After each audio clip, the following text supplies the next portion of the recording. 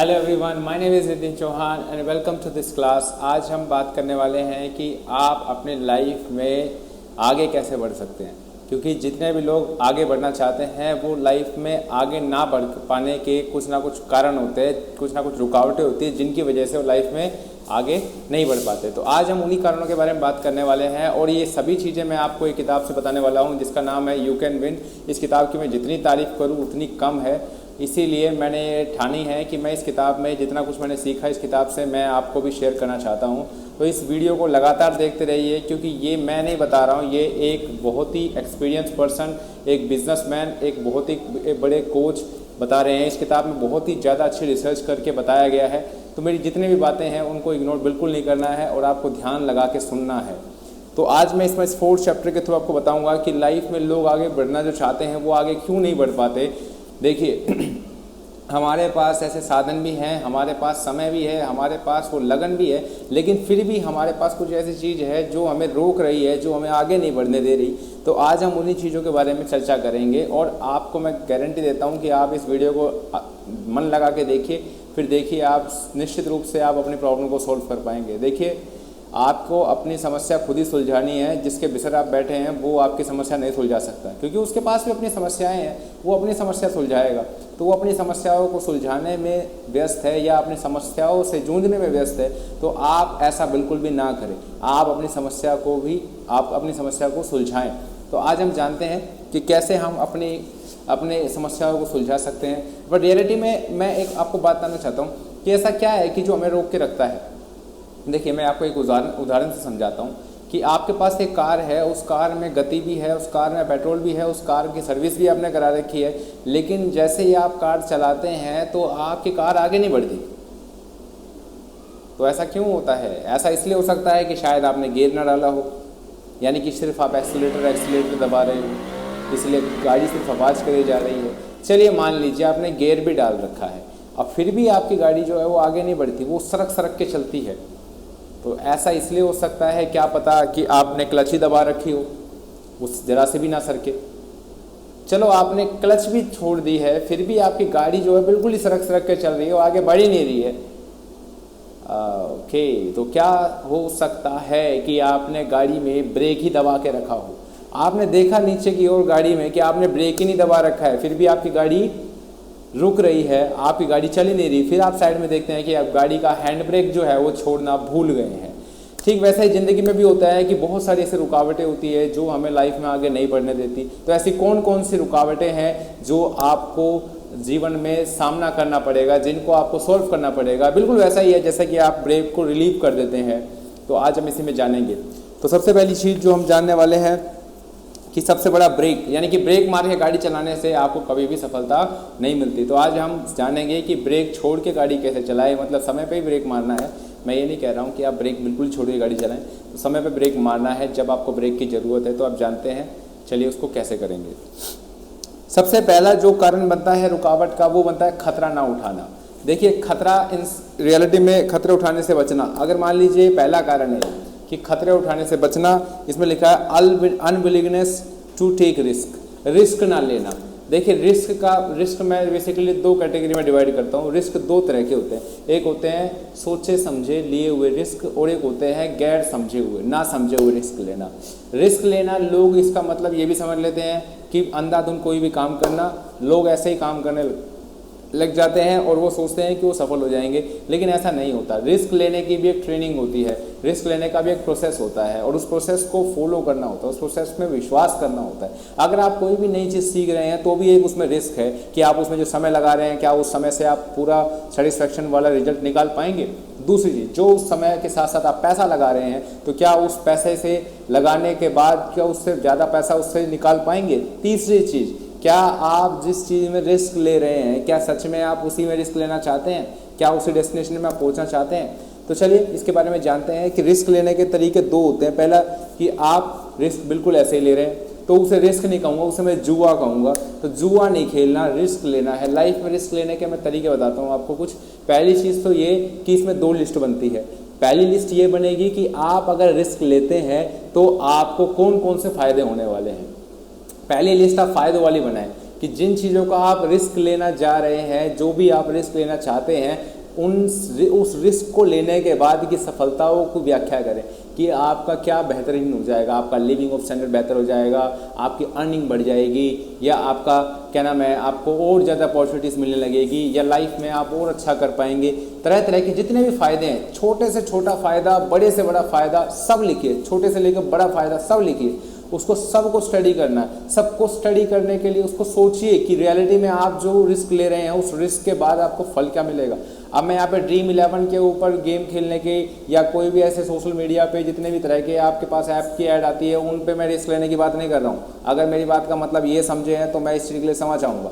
मैं आपको रियलिटी में रिस्क उस क्षेत्र में लेने की बात कर रहा हूँ जिसमें आपको रिजल्ट लाइफ टाइम तक मिले, ना कि एक ही दिन के लिए मिले और पता चला कि फिर आप अगले दिन नुकसान में चले जाएँ। तो मेरा इससे कोई भी नाता नहीं है कि आपको मैं ऐसी चीज़ सिखाऊं। मैं आपको सिखा रहा हूँ सिर्फ और सिर्फ ये चीज़ कि आपको रिस्क लेना है अपने सपनों की तरफ, जिस सपनों को आप पूरा करना चाहते हो।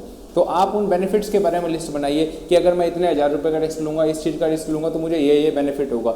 और उन बेनिफिट्स को आप देखिए कि आप उससे क्या सच में सेटिस्फैक्शन मिलेगा आपको। अगर उनसे सेटिस्फैक्शन मिलेगा तो आप दूसरी लिस्ट बनाइए। दूसरी लिस्ट तभी बनानी है जब आपको जो चीज़ आप रिस्क ले रहे हैं उस चीज़ से रिलेटेड चीज़ों में आपको सेटिस्फैक्शन मिले। दूसरी चीज़ की लिस्ट कैसे बनेगी? दूसरी चीज़ की लिस्ट है, जैसे कि बेसिकली मैं आपको बताऊं कि अगर आप रिस्क लेते हैं, अगर आपको नुकसान होता है तो नुकसान क्या क्या हो सकता है। एक भी नुकसान को इग्नोर ना करें। जितना भी आपके दिमाग में नुकसान की लिस्ट आ रही है वो सब लिख दें। और सबको लिखने के बाद सिर्फ बैठना नहीं है, उस चीज़ के बारे में सोचना है कि जितने भी मुसीबतें हैं उनका इलाज क्या है। अगर मान लीजिए आप इन लिस्ट वाली मुसीबतों में पड़ते हैं तो आपको उसका इलाज क्या है, उसका इलाज क्या निकाल रखा है। आप कोई भी बिजनेस करते हैं, कोई भी धंधा करते हैं, कोई भी आप काम में आप अपना हाथ लगाते हैं तो इस बात का ध्यान रखिए दोनों पहलू साथ चलते हैं, जमा और घटा दोनों साथ चलते हैं। आपको जमा कैसे करना है ये भी पता होना चाहिए और घटा होने से कैसे बचाना है ये भी पता होना चाहिए कि कोई चीज़ घटे ना, उससे आपको कैसे बचाएंगे उसके बारे में भी आपको पता होना चाहिए। तो जितने भी लोग लाइफ में आगे इसलिए नहीं बढ़ पाते क्योंकि वो लिस्ट ही नहीं बनाते। आप भी देख लीजिए, अब आप बैठ के आप वीडियो देख रहे हैं फ़ोन में, आप उस वीडियो को देखने के बाद, सारी बातें सुनने के बाद, आप अगर मान लीजिए 100 व्यूअर मेरी वीडियो देख रहे हैं सिर्फ, तो उसमें से 5 ही ऐसे होंगे मुश्किल से जो इस चीज़ पर अमल करेंगे। देखिए, अमल करने वाला व्यक्ति जो होता है ना वो लाइफ में सफल बनता है, ना कि केवल बात को सुनने वाला। अमल करने वाला व्यक्ति परफॉर्म करता है। दर्शकों को कभी भी सफलता नहीं मिलती, प्रदर्शक को कभी नहीं मिलती। जो परफॉर्म करता है, जो अपनी लाइफ में कुछ करता है, उसको सफलता मिलती है। तो इस बात का भी हमें ध्यान रखना है। दूसरी चीज़ जो हमें इसमें सीखने को मिलती है, इसमें क्या कहा है देखो, एक बार एक किसान से पूछा गया कि तुमने इस मौसम में गेहूं की फसल बोई है? किसान ने जवाब दिया, नहीं, मुझे बारिश ना होने का अंदाज़ा था। मतलब कि बारिश ना होने के मुझे सूझ रहा था कि बारिश नहीं होगी। अच्छा, उस आदमी ने पूछा, चलो ठीक है, तुम्हें ऐसा लगा कि बारिश नहीं होगी तो क्या तुमने मक्के की खेती बोई? क्योंकि मक्के में कम बारिश चाहिए होती है। तो उसने जवाब दिया, नहीं, मुझे डर था कि कीड़े मकोड़े खा जाएंगे, मुझे डर था कीड़े मकोड़े खा जाएंगे। तभी उस इंसान ने पूछा कि आखिरकार तुमने बोया क्या है भाई? तो उन्होंने बताया कि मैंने कुछ नहीं बोया, मैं कोई खतरा लेना ही नहीं चाहता था। ज़िंदगी में जितने भी लोग जो खतरे से बचना चाहते हैं, ये वो कोई दूसरे नहीं है, ये जिम्मेदारी से भगना चाहते हैं।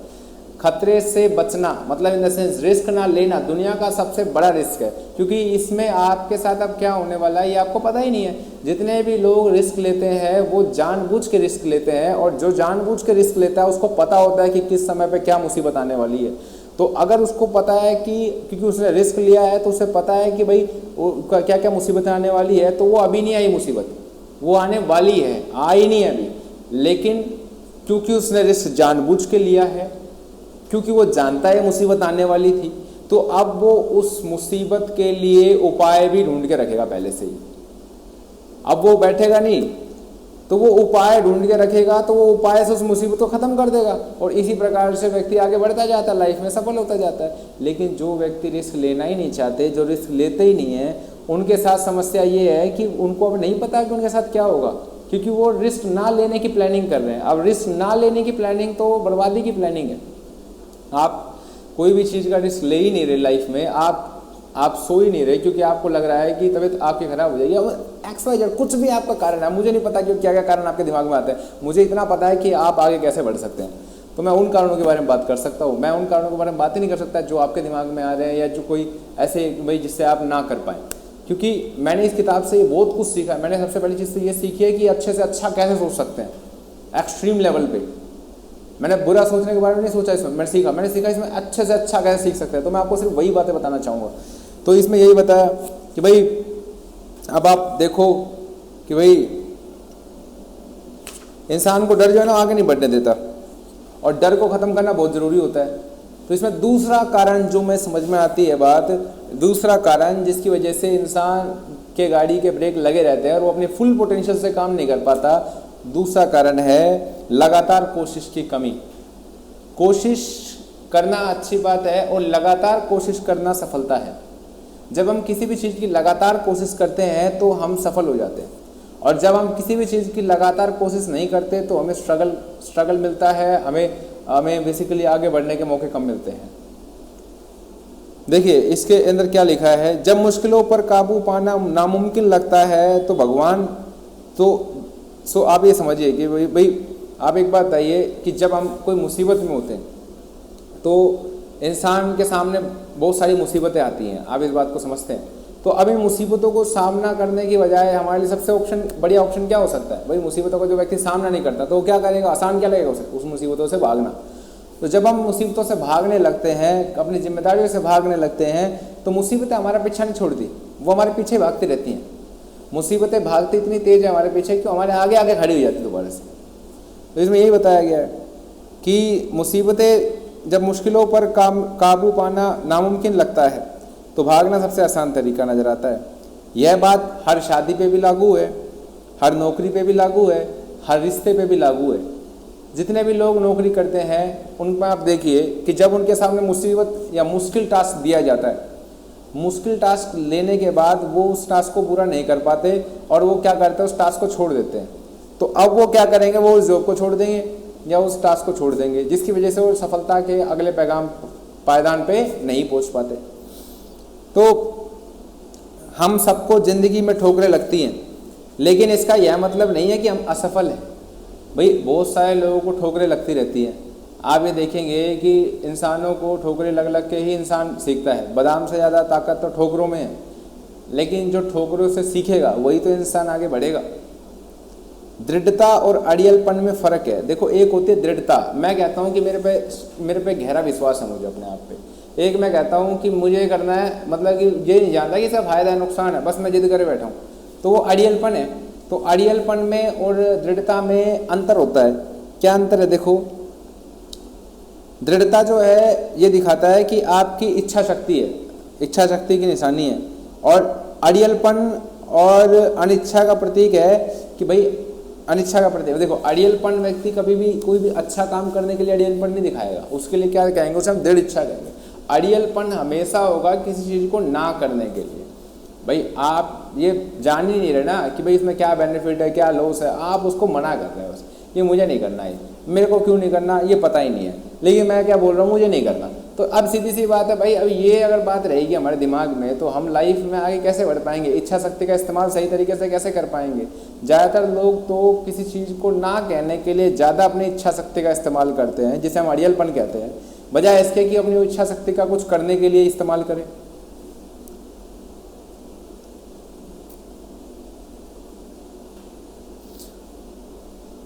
अब देखो इसमें क्या बताया गया है कि ज़्यादातर लोग जानकारी या प्रतिभा की कमी से वजह से नहीं बल्कि कोशिश बंद कर देने की वजह से असफल होते हैं। हम देखते हैं कि बहुत सारे लोग काम करते हैं, कोई भी बिजनेस करते हैं, वो फेल हो जाता है। क्यों होता है? क्योंकि उनकी कोशिश करना बंद हो जाता है। तो इसमें यही बताया गया सफलता का पूरा राज इन दो शब्दों खूबियों में छुपा है। पहला दृढ़ता और दूसरा प्रतिरोध, परसिस्टेंस एंड रेसिस्टेंस।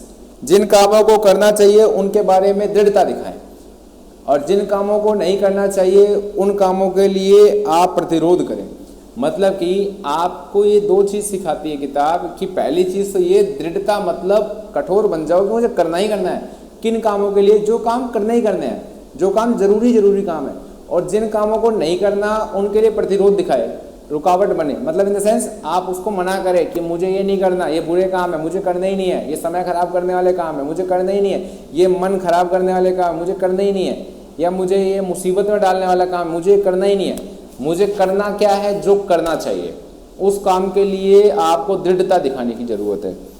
कोई आदमी इसलिए हीरो नहीं होता कि वह किसी और से ज़्यादा बहादुर होता है भाई, बल्कि इसलिए होता है क्योंकि वह अपनी बहादुरी दूसरों की तुलना में 10 मिनट ज़्यादा दिखाता है।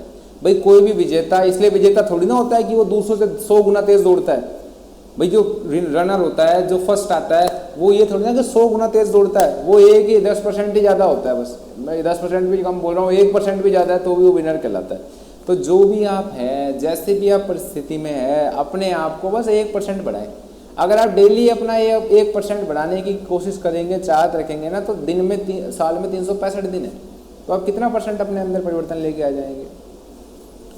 तीसरा जो सबसे बड़ी रुकावट बनती है सफलता को हासिल करने में, उसे ये मैं कहता हूँ कि अपने अंदर धैर्य की कमी होना। इस रुकावट का नाम है इच्छा फौरन पूरी करने की चाह। आप अभी पूरी फौरन करना चाहते हैं इच्छा, लोग अभी पूरी करना चाहते हैं इच्छा, वो अपना समय लगाना ही नहीं चाहते, वो अपना समय देना ही नहीं चाहते किसी काम में। जब हम किसी काम में समय ही नहीं देना चाहेंगे तो उस काम से हम कैसे फल पाएंगे। हम बीज तो देख रहे हैं, बीज तो पता है कौन से फल के हैं, लेकिन उसे बोने के लिए समय ही नहीं दे रहे, तो वो बीज खरीदे हुए भी खराब है।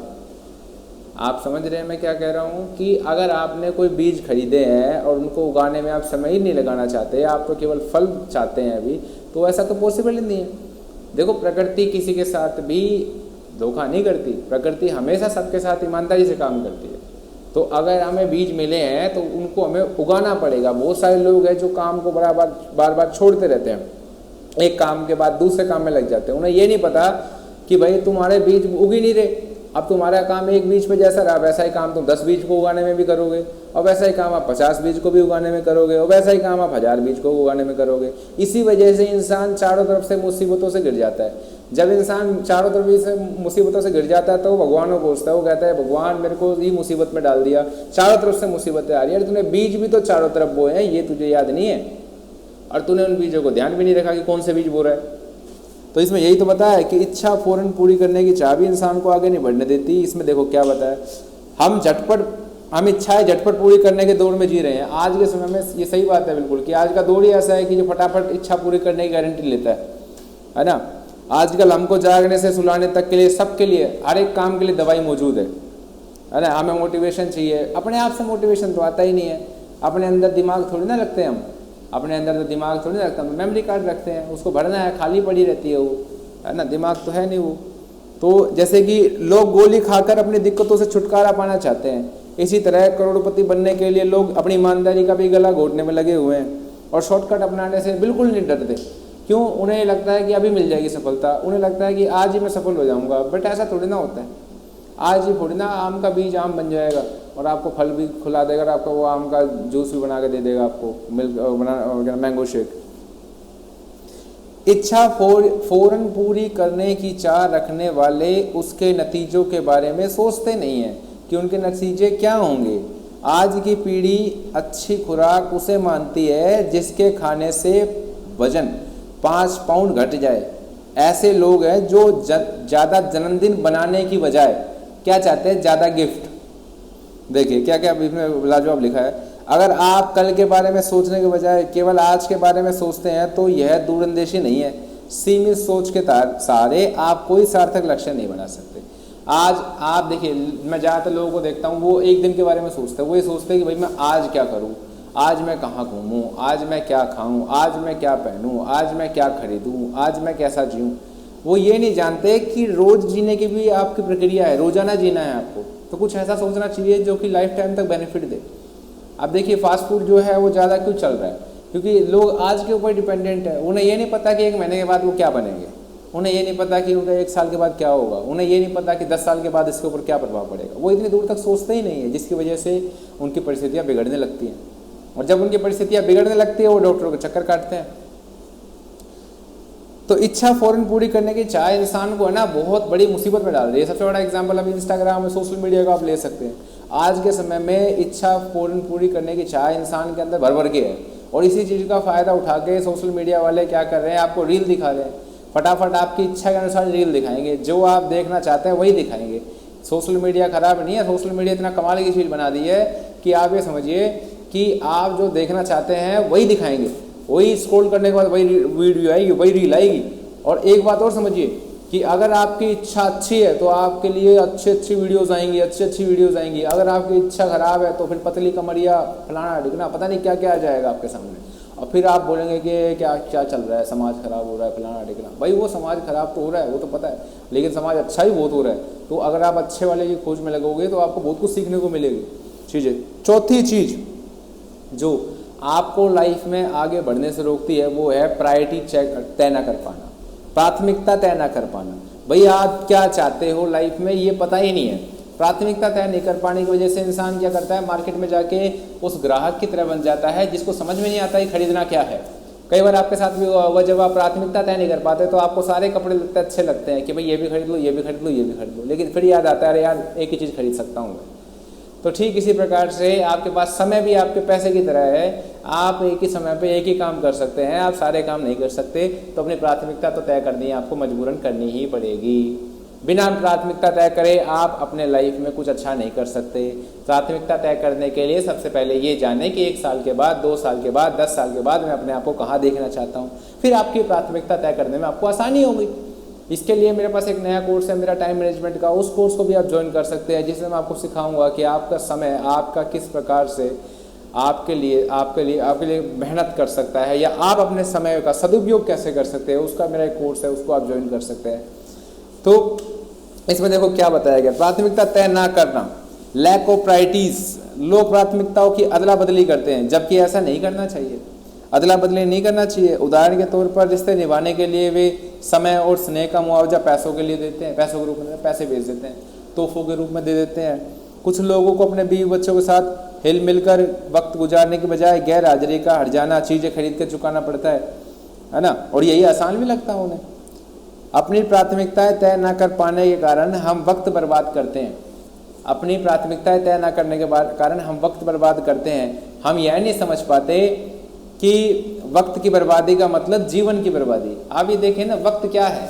वक्त वो 12 घंटे 24 घंटे वाली घड़ी वाला वक्त नहीं है। वक्त का मतलब जीवन है, और आप अपने जीवन को यूं ही बर्बाद नहीं कर सकते, क्योंकि ये एक पल ही मिलता है, एक ही बार मिलता है।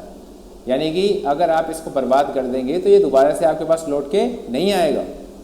अपनी प्राथमिकताएं तय ना कर पाने के कारण हम वक्त बर्बाद करते हैं। हम यह नहीं समझ पाते कि वक्त की बर्बादी का मतलब जीवन की बर्बादी।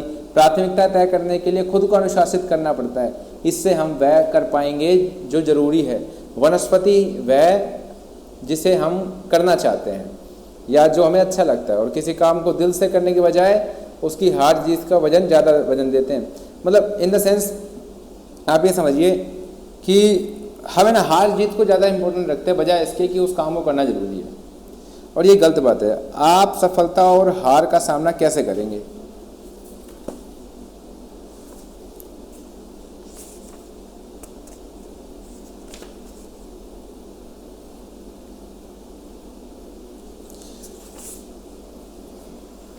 अब देखो, तीसरा जो कारण है मैं आपको बताता हूँ, ये सबसे इम्पोर्टेंट कारण है लाइफ में सफल ना होने का। यह आपकी सब थोड़ी रुकावट बन सकता है। शॉर्टकट की तलाश। क्या नाम है? शॉर्टकट की तलाश। जो लोग शॉर्टकट की तलाश रखते हैं, की खोज में रहते हैं, उनको लाइफ में बड़ा कट मतलब लॉन्ग वे भी, एक हाईवे भी नहीं मिलता। ये समझ लो उस रास्ते से भी वो उस रास्ते को भी खो देते हैं जिस रास्ते से वे निश्चित रूप से पहुँच सकते थे। एग्जाम्पल देता हूँ। एक राजा ने अपने सलाहकारों को बुलाकर उनसे बीते इतिहास की सारी समझदारी वाली बातें लिखने के लिए कहा, ताकि वह उन्हें आने वाली पीढ़ी तक पहुंचा सके। वह उन्हें राजा के सामने पेश किया, और उन्हें राजा के सामने पेश किया गया। राजा को वो किताबें काफ़ी भारी भरकम लगी। बोले ये तो बहुत मोटी मोटी किताबें हैं, और उसने सलाहकारों से कहा कि लोग इसे पढ़ ही नहीं पाएंगे, इतनी मोटी मोटी किताबें हैं। पता है, लोग पढ़ नहीं पाएंगे, पढ़ नहीं सकते, ये चीज़ हमारे दिमाग में आती तो है, लेकिन ये नहीं पता कि हम इस चीज़ को देख के डर रहे हैं। रियलिटी में पढ़ने लगोगे तो आप 50 किताब 60 किताबें भी कुछ नहीं है। आपका दिमाग बहुत ही चमत्कारी है। अब देखिए इसमें कहानी में क्या लिखा गया है। और राजा की वो किताबें भारी भरकम लगी। उसने सलाहकारों से कहा कि लोग इसे पढ़ नहीं पाएंगे, इसलिए इन्हें छोटा करो। सलाहकारों ने फिर काम किया और केवल एक किताब लेकर आए। राजा को वह भी मुश्किल लगी, एक किताब भी बड़ी मुश्किल लगी। तब सलाहकारों ने उसे छोटा कर केवल एक पन्ना पेश किया। कि भाई ये सर हमने एक पन्ना बना दिया पूरे 3-4 किताबों का, मोटी मोटी किताबों को एक किताब में बदला, अब एक पन्ने में बदला। अब देखो राजा क्या कहता है। तब सलाहकार ने छोटा पन्ने में पेश किया, लेकिन राजा का एक पन्ना भी बहुत ज़्यादा लंबा लगा। आखिरकार वे राजा के पास केवल एक वाक्य लिख के ले गए और राजा उसे संतुष्ट हो गया। क्या था भाई एक वाक्य? राजा ने कहा कि अगर उसे आने वाली पीढ़ियों तक समझदारी का एक वाक्य पहुंचाना हो तो वह वाक्य होगा, भोजन मुफ्त में नहीं मिलता। बताओ, अब ये बताओ, राजा अपने बच्चों को समझाना चाहता है कि भोजन मुफ्त में नहीं मिलता, इस बात को वो शॉर्टकट में बता रहा है इसी शब्द से, तो क्या वो सीख पाएंगे? शॉर्टकट हमेशा खराब होता है। अगर वो किताबें, मोटी मोटी किताबें भले वो राजा प्रस्तुत करता है उनके सामने, तो वो सारी बारीकी चीज़ों को जान पाते। बारीक चीज़ें जानना बहुत ज़रूरी होता है। ऊपर ऊपर से तो हर कोई ज्ञान दे सकता है, ऊपर ऊपर से तो हर कोई ज्ञान दे सकता है 30 सेकंड की रील में, 90 सेकंड की रील में, बट रियलिटी में बारीकी चीज़ें जानना ज़्यादा ज़रूरी है।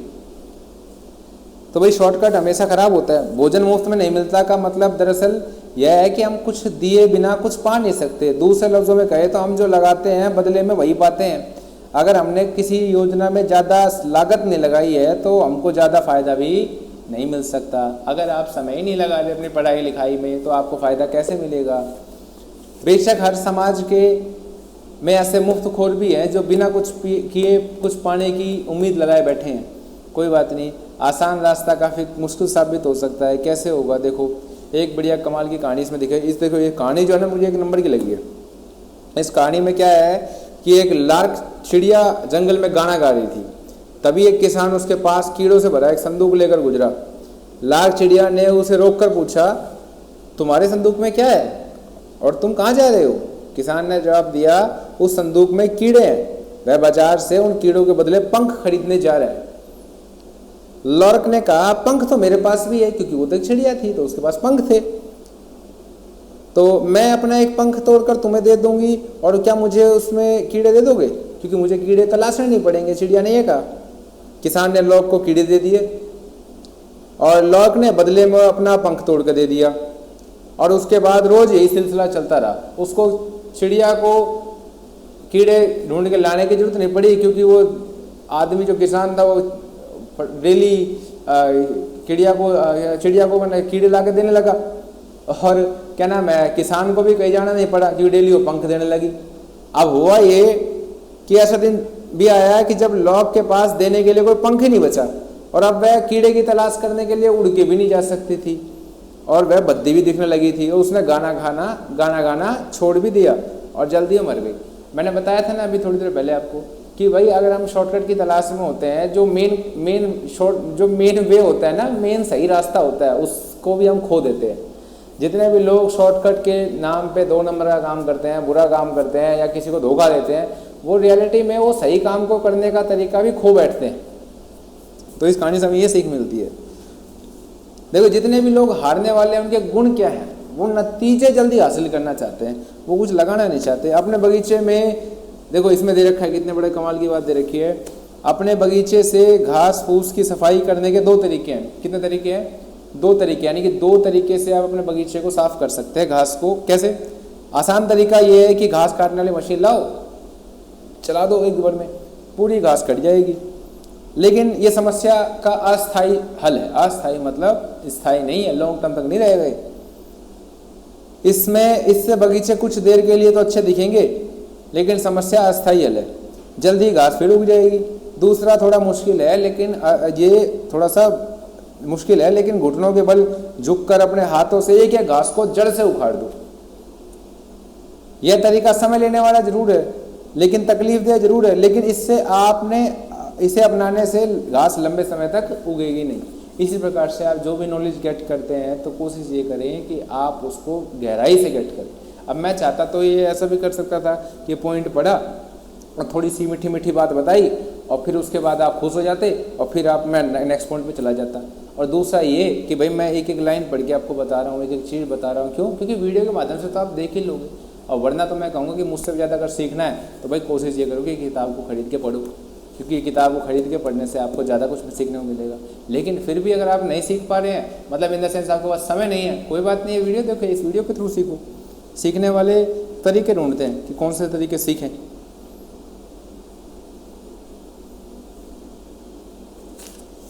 पहला तरीका आसान लगता है लेकिन उसे अपनाने में समस्या बनी रहेगी। दूसरा तरीका आसान नहीं है लेकिन वह समस्या को जड़ से खत्म करता है। महत्वपूर्ण बात यह है कि समस्या को जड़ से मिटाया जाए। जितने भी लोग हैं वो अपनी समस्या को आज के समय में जड़ से नहीं मिटाना चाहते, वो समस्या को महीने के लिए मिटाना चाहते हैं। वो इस महीने की समस्या को समाप्त करना चाहते हैं, अगले महीने की नहीं। अगले महीने फिर देखेंगे समस्या आएगी तो, है ना। जिंदगी में हमारे नज़रिए के बारे में भी यही बात लागू होती है। लोग देखो दिखाओ में अच्छे से बात कर लेते हैं, मिट्ठू मियाँ बन जाते हैं, अंदर से जहर लेके रखते हैं। उन्हें ये नहीं पता ये बिल्कुल वैसी बात है कि ऊपर ऊपर से घास को काटने से घास की जड़ें नहीं हटती। इसी प्रकार से अगर आप किसी के सामने मिट्ठू मियाँ बन रहे हैं, अच्छे से बात कर रहे हैं, अंदर अपने मैल रख रहे हैं, तो आप ज़्यादा समय तक अच्छे व्यक्ति बने नहीं रह सकते। आपका असली चेहरा सामने आ ही जाएगा, राइट। छठा, जो इंसान को आगे नहीं बढ़ने देता, स्वार्थ और लालच। देखिए ये स्वार्थ और लालच जो है ना, इंसान को आगे नहीं बढ़ने देता। देखो कैसे, स्वार्थी नज़रिया रखने वाले लोग और संगठनों को पनपने का कोई हक नहीं है। वे दूसरों के हितों की परवाह किए बगैर ही आगे बढ़ने की सोचते हैं। वो ये सोचते हैं कि आगे बढ़ना, बस इनको छोड़ो। लालची आदमी हमेशा अधिक पाने की चाह रखता है। जरूरतें पूरी की जा सकती है लेकिन लालच नहीं। यह मन का कैंसर होता है। लालच क्या होता है? मन का कैंसर होता है। इंसान के मन में अगर लालच आ गया तो उसके मन में समझ लो कैंसर आ गया। तो मन का कैंसर खत्म नहीं होता, यानी कि लालच कभी भी खत्म नहीं होता। जरूर लालच रिश्तों को नष्ट कर देता है। लालच आत्मसम्मान की कमी को दर्शाता है। भाई इंसान के अंदर लालच क्यों आता है? आत्मसम्मान की कमी की वजह से। आत्मसम्मान का मतलब क्या होता है कि उसको खुद पे विश्वास नहीं होता कि वो समय से कर लेगा। उसे तो लालच इसलिए आ गया, अरे गिफ्ट मिल गया, ले ले, रख ले। लालच इंसान के अंदर क्यों आता है? क्योंकि वो खुद नहीं कर सकता, खुद के दम पे नहीं कर सकता, इसलिए उसको जब दूसरों से मिल जाए तो ले ले, इसलिए इंसान लालची बनता। देखिए इस कहानी में कैसा है। एक लालची किसान से कहा गया कि वह दिन में जितनी जमीन पर चलेगा वह उसकी हो जाएगी, और बशर्त यह है कि सूरज डूबने से पहले वो वापस उसी जगह पे आ जाए जिस जगह से वो निकला था। ज़्यादा से ज़्यादा ज़मीन पाने की चाह में किसान दूसरे दिन सूरज निकलने से पहले ही निकल पड़ा, और वह काफ़ी तेज़ी से चल रहा था क्योंकि वह ज़्यादा से ज़्यादा ज़मीन हासिल करना चाहता था। थकने के बावजूद वह सारी दोपहर चलता रहा क्योंकि वह ज़िंदगी में दौलत कमाने के लिए हासिल हुए उस मौके को गंवाना नहीं चाहता था। दिन ढलते वक्त उसे वह शर्त याद आई, अरे शाम को घर भी वापस जाना है, जहाँ से आए थे वहाँ पर भी वापस जाना है। तो अपनी लालच की वजह से वह जगह से काफ़ी दूर निकल चुका था। अब उसे यह भी याद आ गया सूरज ढलने वाला है, वह वापस लौट पड़ा। सूरज डूबने का वक्त जो जो पास आता गया वह बुरी तरह थकने और हाफने लगा। फिर भी वह बर्दाश्त से अधिक तेजी से दौड़ने लगा। बर्दाश्त नहीं हो रहा फिर भी दौड़ना, क्योंकि सारा कुछ ज़मीन चाहिए, सब कुछ कब्जे में करना है, कर लो भाई। अब देखो क्या हो रहा है कि वो आगे बढ़ रहा है, भाग रहा है, जैसे जैसे सांस उसकी फूल रही है और भाग रहा है और भाग रहा है। भाई वो पहुँच तो गया, लेकिन पहुँचने के बाद ही वो आदमी का दम निकल गया और वह मर गया और उसको दफना दिया गया। और पता है उसे दफनाने के लिए ज़मीन के एक छोटे से टुकड़े का ही हिस्सा जरूरी था बस। इस कहानी में काफ़ी सच्चाई है और एक सबक छिपा है।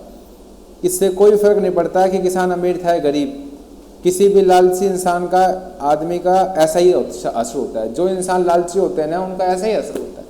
तो भाई एक समझदार व्यक्ति इस कहानी से सीख जाएंगे, ना समझदार व्यक्ति हैं वो दूसरों को कहानी सुनाने का कारण बनेंगे, मतलब कि कहानी में आएंगे कि भाई इसी तरीके से जब ये फलाना व्यक्ति था, इसने लालच किया, इसको नुकसान हो गया। आपस में आजकल आप लोग देखते ही रहते हैं, आसपास में सुनते तो होंगे ही आप। सातवां कारण जो इंसान को आगे नहीं बढ़ने देता वो है दृढ़ विश्वास की कमी, स्ट्रॉन्ग बिलीफ।